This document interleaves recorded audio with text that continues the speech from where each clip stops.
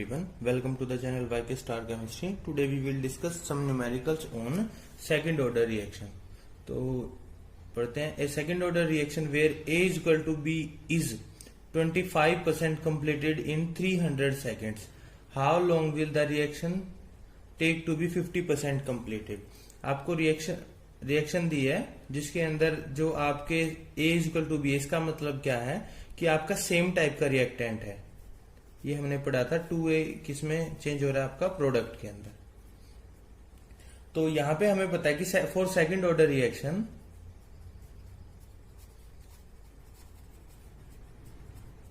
K की value क्या होती है. Rate constant is equal to 1/T into x upon a into a minus x.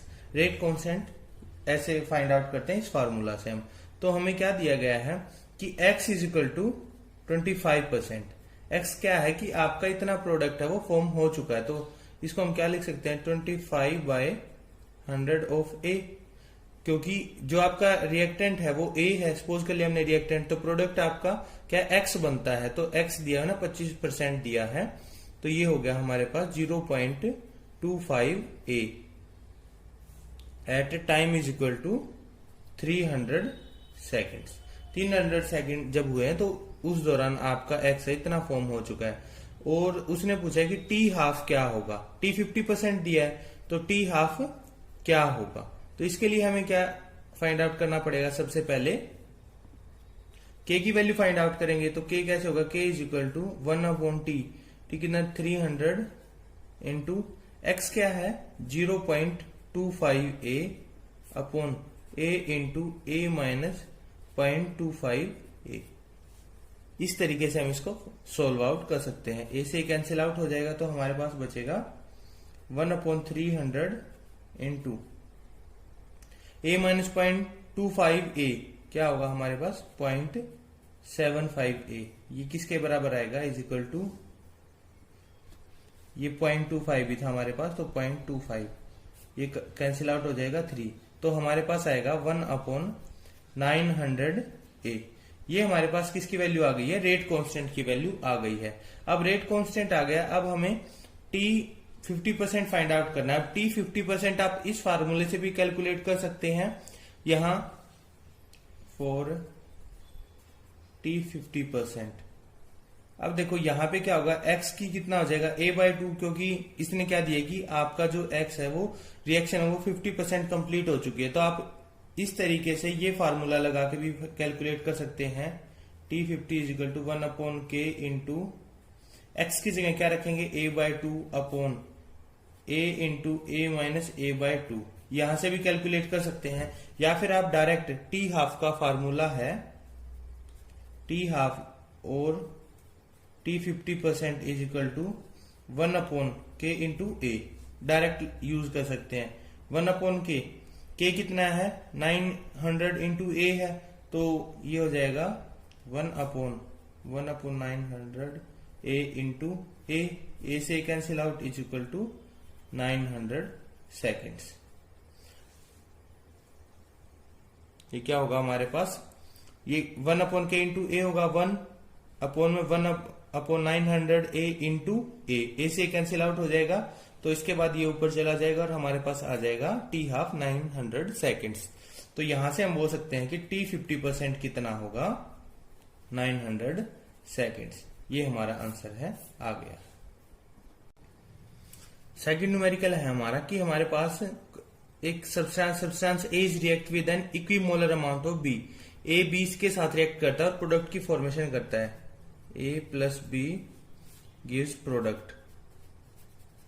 ये equimolar है, मतलब हम बोल सकते हैं ये सेम ले सकते हैं हम. ठीक है, A की कंसंट्रेशन किसके बराबर है B के बराबर है, तो हमारे पास वही केस आ जाएगा 2A गिव्स प्रोडक्ट का. ठीक है, फिर इसने कहा है at the end of 100 second 1/2 of the original amount of A has reacted. कहने का मतलब है कि 50% जो आपकी 100 सेकेंड में कंप्लीट हो जाती है, तो 200 सेकेंड के अंदर आपका जो कितना A है वो रिएक्ट होगा. How much of A would have been reacted in 200 second, कि 200 सेकेंड में कितना रिएक्ट हो जाएगा. और जो ये रिएक्शन है कैसी है सेकेंड ऑर्डर की है. तो हमारे पास ये आ गया है. अब हमें T 1/2 दिया है. ठीक है, 100 सेकेंड, तो हम बोल सकते हैं T half is equal to कितना, 100 सेकेंड है। तो हम यहां से क्या फाइंड आउट कर सकते हैं, x की वैल्यू फाइंड आउट, x हमें दिया है a/2, ठीक है, x a/2 क्यों है, क्योंकि 1/2 है। तो यहां से हम क्या फाइंड आउट करेंगे, k की वैल्यू फाइंड आउट करेंगे। k इज क्या होता है, 1/t into x upon a into a minus x. लेकिन t हाफ है तो हम डायरेक्ट फार्मूला भी यूज कर सकते हैं इसके लिए, t half is equal to 1/k into a। तो ये हमारे पास कितना हो जाएगा, k क्या हो जाएगा यहां से, k is equal to 1/t half into a is equal to 100 into a। तो k की वैल्यू हमारे पास कितनी आई है, 100a हमारे पास k की वैल्यू आ गई है। अब हमें क्या फाइंड आउट करना है कि टाइम जब 200 सेकंड है, टाइम हमें कितना दिया है, 200 सेकंड्स, ठीक है। k हमारे पास है 1/100a। तो उस दौरान x की वैल्यू फाइंड आउट करनी है हमें कि हमारा जो प्रोडक्ट है x a है, जो रिएक्टेंट है वो कितना रिएक्ट हो चुका है। अब कितना रिएक्ट हो चुका है तो हम ये सिंपल बोल सकते हैं कि ये कितना रिएक्ट होगा, जितना आपका प्रोडक्ट की फॉर्मेशन होगी, ठीक है, कि जितना ये रिएक्ट होगा उतना ही तो हमें प्रोडक्ट फॉर्म होगा। तो हम क्या फाइंड आउट करेंगे, x की वैल्यू उसको फाइंड आउट करेंगे। तो इस फार्मूला का हम यूज करते हैं 1/100 a is equal to 1/t, T कितना 200 into x upon a into a minus x. ये 0 से 0 कैंसिल आउट हो जाएगी, a से a कैंसिल आउट हो जाएगा। तो हमारे पास क्या बचता है, 1 is equal to 1/2 x upon a minus x, ठीक है। तो अब हम इनकी क्रॉस मल्टीप्लाई कर सकते हैं, तो हमारे पास आएगा, ये होगा 1 is equal to x upon 2 into a minus x. Cross multiply करेंगे तो क्या होगा, ये होगा 2 into a minus x is equal to x, 2a minus 2x is equal to x, 2a is equal to 3x। So हमें क्या find out करना था, हमें फाइंड आउट करना था x की वैल्यू। तो हमारे पास x की वैल्यू क्या आएगी, x is equal to 2a/3, 2a/3 आ जाएगी। तो इसको हम क्या बोल सकते हैं, 0.666 ऑफ a, ये हमारे पास आ गया। या फिर हम बोल सकते हैं 66.6%। अगर हम परसेंटेज की टर्म में कैलकुलेट करें तो कितना होगा कि हम यहां से जो रिजल्टेंट है उससे बता सकते हैं कि हमारे पास जो रिएक्शन है उसके अंदर 66.6% जो है प्रोडक्ट की फॉर्मेशन हो गई है। या फिर हम बोल सकते हैं कि 66.6% जो रिएक्शन आपकी कंप्लीट हो चुकी है अप्रोक्सीमेटली। तो इस तरीके से हमने यहाँ पे जो हमारा प्रोडक्ट है उसकी फॉर्मेशन फाइंड आउट की कि कैसे हम इसको फाइंड आउट करेंगे। इसके बाद जो नेक्स्ट क्वेश्चन है हमारा, नेक्स्ट क्वेश्चन है decomposition of a gas is of second order. It takes for 50 minutes for 50% of the gas to be decompose when the initial concentration is 1.5 into 10⁻⁻2 mole per litre. Calculate the specific reaction rate. तो मतलब half time है वो 50 minutes दिया है और initial concentration ए जो है वो इतने दिया, लिख लेते हैं हम। टी हाफ क्या दिया है हमें, 50 मिनट्स दी है, और ए जो है वो दिया है 1.5 इंटू 10⁻⁻2 मोल पर लीटर। हमें फाइंड आउट क्या करना है, specific reaction rate find out करना है, स्पेसिफिक रिएक्शन रेट। अब ये टर्म हमारे लिए नई है कि ये क्या होता है। अब कुछ बच्चों को तो पता ही नहीं लगेगा तो डायरेक्ट क्वेश्चन को छोड़ देंगे कि हमें ये पता नहीं कि होता क्या है। इसी को हम क्या बोलते हैं, रेट कांस्टेंट या फिर वेलोसिटी कांस्टेंट। तो स्पेसिफिक रिएक्शन रेट को ही हम क्या बोलते हैं, रेट कांस्टेंट या स्पेसिफिक वेलोसिटी कांस्टेंट। अगर इसकी डेफिनेशन की बात करें तो हम क्या होगा ये कि rate of reaction under specific conditions when the product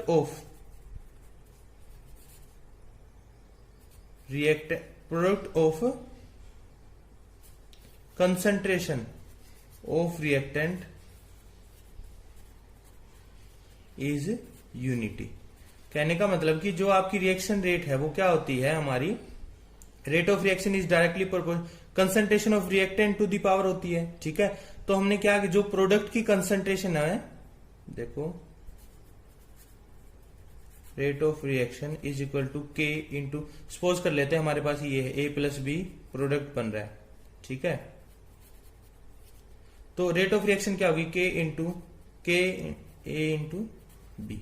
तो ये यहां पे क्या होगा कि rate of reaction under specific condition when the product of concentration of reactants is unity, कि जब इनका जो ये है रिएक्टेंट्स हैं इनकी कंसंट्रेशन का प्रोडक्ट मल्टीप्लाई कितना होगा, 1 होगा, तो k इंटू 1 क्या हो जाएगा, k हो जाएगा। तो इसी को हम क्या बोलते हैं, स्पेसिफिक रिएक्शन रेट हम बोलते हैं, यानी कि हमें यहां पे k ही फाइंड आउट करना है। तो इस तरीके से हम रिएक्शन हाउस जो हमारा क्वेश्चन है उसको सोल्व कर सकते हैं। क्वेश्चन बहुत आसान है, लेकिन अगर हमें टर्म समझ आएगी, क्वेश्चन की जो